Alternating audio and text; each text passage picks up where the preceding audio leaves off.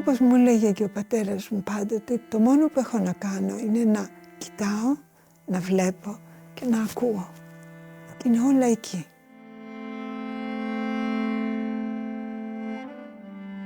Αυτό πάνω στο οποίο δούλεψα και ανέπτυξα, που είναι η συνεργασία, την είχα από την ηλικία 0. Συνεργάστηκα με τους γονείς μου.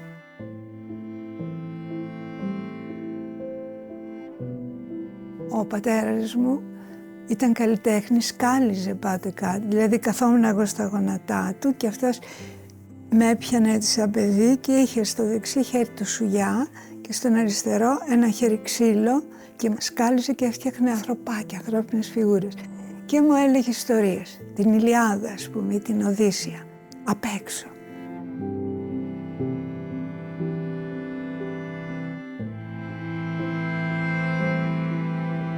Η μάνα μου είχε την φοβερή ικανότητα να κάνει τον οποιοδήποτε χώρο ζούσαμε όμορφο. Τα λουλούδια και το φυτό, το άγριο ή το καλλιεργημένο ήταν πάντοτε ένας τρόπος με τον οποίο είχα μάθει να ζω. Ήταν πάρα πολύ έξυπνοι και αποφασισμένοι άνθρωποι και τα καταφέρανε να ζήσουν σε μια Ελλάδα που ήταν εξαιρετικά δύσκολη. Είχα φοβερές ιστορίες και από τον ένα και από τον άλλον για την αθλιότητα του πολέμου. Είχαμε πάρα πολλά βιβλία, πολύ λίγα έπιπλα και μεγάλη αφηγηματικότητα.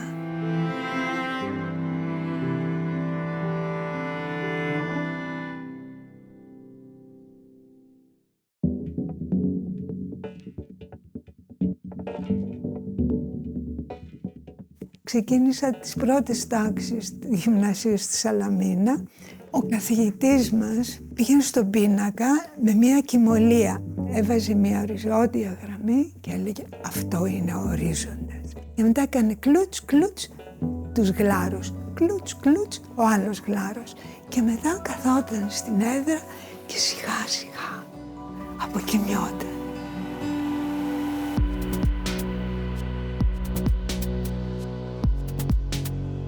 Και πια έμαθα ότι τα πράγματα που μάθαινα εκτός σχολείου ήταν αυτά που ήταν πάρα πολύ σημαντικά για μένα και τα οποία ακόμα σημαντικότερο δεν τα μάθαινα σχολείο. Και όχι δεν τα μάθαινα, αλλά ήταν και απαγορευμένα.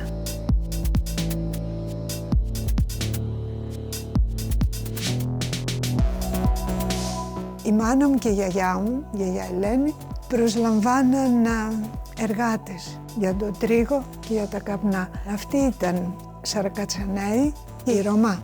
Ένα καλοκαίρι, πριν πάω δημοτικό, μας κάλεσε τη μάνα μου και εμένα, πάγαμε το βράδυ εκεί, παίξανε μουσική, είχαν τις τέντες τους, ήταν οι φωτιές, ήταν τα βιολιά και κάποια κρουστά που τα παίζαν γυναίκες, αυτό δεν θα το ξεχάσω. Ο βασιλιάς τους, τον οποίο τον παρουσιάσαν σαν βασιλιά και δεν είχε πύχη ηλεκτρικό, ήταν μόνο φωτιά, δεν ήταν τρομακτικό τίποτα από όλα αυτά. Ήταν απλά κάτι που δεν είχα ξαναδεί και το οποίο έμπαινε στο κορμί μου από παντού.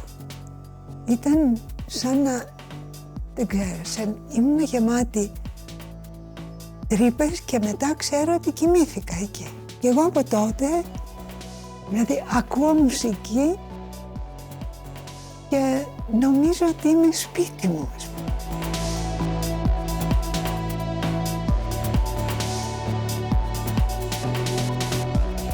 Κοιτάζοντας και διαβάζοντας για τέχνη και μιλώντας με καλλιτέχνες πάνω απ' όλα, κατάλαβα ότι αυτός ο χώρος είναι ένας χώρος που έπρεπε αμιγώς να τον ψάξω και το βρήκα και εκεί είμαι έκτοτε. Δηλαδή είμαι παντού.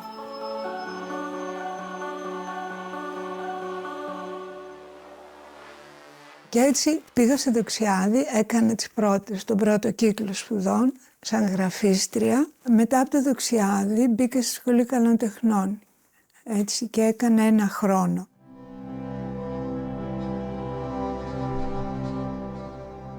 Δεν πέρασα στα εργαστήρια, με απέρριψαν. Αυτό για μένα ήταν καθοριστικό, γιατί ήδη έχοντας πολύ καλό ντοσιέ, Το οποίο φυσικά εγώ δεν περίμενα ότι θα πήγαινα στο Λονδίνο και θα μου λέγανε τι καλή δουλειά. Καθόλου δεν το περίμενα. Είναι όμως. Στην Αγγλία με κάποιο τρόπο κατάλαβα ποια είμαι, τι είμαι. Έγινε και κάτι άλλο, ότι εγώ άρχισα να βλέπω ζωντανή τέχνη, είδα μουσεία. Ταξίδεψα στην Ευρώπη, παντρεύτηκα κιόλας, αλλά ήταν πάρα πολύ σημαντικό αυτό που γινόταν εδώ. Οι περισσότεροι καλλιτέχνες για να διαμαρτυρηθούν απέναντι στη δικτατορία δεν δουλεύανε. Η παραγωγή υπήρχε, αλλά δεν τη δείχνανε. Ήταν μια σιωπηλή διαμαρτυρία ύψης της ευγένειας, θα πω εγώ, γιατί κανένας δεν σταμάτησε να δουλεύει. Και αποφασίσαμε μαζί με τον Ντέιβιντ τότε ότι θα γυρίσουμε στην Ελλάδα και θα κάνουμε εδώ ό,τι είναι να κάνουμε.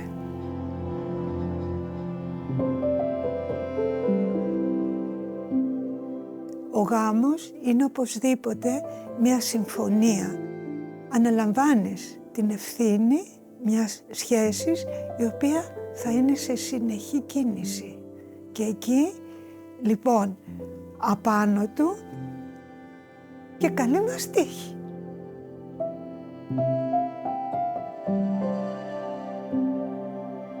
Δεν ζήσαμε αυτό που θεωρείται συχνά ως γάμος, που είναι ο ένας μέσα στο χώρο του άλλου και το βασικότερο σε ξέχωρους γενικότερα χώρους. Ο γενικότερος χώρος και για τους δυο μας ήταν η τέχνη. Δίδαξα μόνο για 4 χρόνια στη Σχολή Καλών Τεχνών και μετά έφυγα. Έπρεπε να ακολουθήσω κάποιους κανόνες οι οποίοι για μένα είναι αντικανονικοί. Δεν είναι μέσα στη δικιά μου αντίληψη κανόνων για τη ζωή και την εργασία. Οπότε αποφάσισα να φύγω. Ναι, δεν είμαι πολύ ευχάριστη. Δηλαδή αν κάτι δεν μου αρέσει θα δηλωθεί πολύ έντονα. Είμαι όμως καλή δασκάλα. Όταν κανείς είναι φοιτητής, δεν είναι να μοιάζει με τον δάσκαλο, είναι να μάθει από τον δάσκαλο και μετά να γίνει κάτι που να είναι όσο καλός όσο είναι, αλλά όχι ίδιος. Γιατί αν γίνει ίδιος, δεν θα είναι καλός καλλιτέχνης. Είναι πολύ απλό. Αυτό που κάνω καλλιτέχνης είναι εργασία. Ξυπνάω και είναι μέσα στο κεφάλι μου αυτό που πρέπει να κάνω. Και στα 80 τόσο δεν έχει σημασία πόσο χρόνο θα μου πάρει, αλλά είναι εκεί.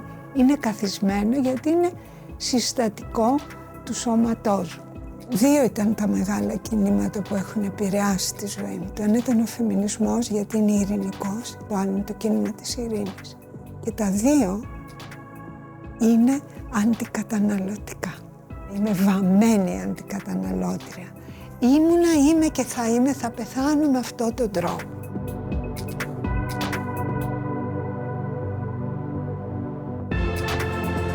Αυτό που έχουν κατακτήσει οι γυναίκες είναι να είναι εδώ. Η γυναίκα έχει κάνει άλματα. Δηλαδή, εγώ δεν περίμενα ποτέ ότι θα φτάσω στη ζωή μου και όλα θα με περίφημα καθόλου. Ήλπιζα όμως βαθιά ότι θα γίνονται συνεχείς αλλαγές και γίνονται.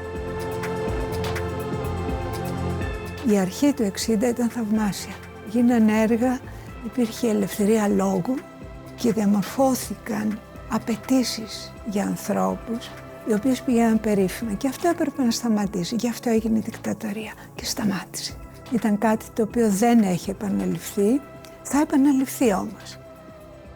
Είμαι απόλυτα σίγουρη ότι θα επαναληφθεί γιατί έτσι είναι τα πράγματα, έτσι είναι η ζωή και γιατί πάντοτε χρειάζεται ένα διάστημα να αναπτυχθούν οι καινούριες δυνάμεις που κυριολεκτικά θα μπουν μέσα και θα σαρώσουν.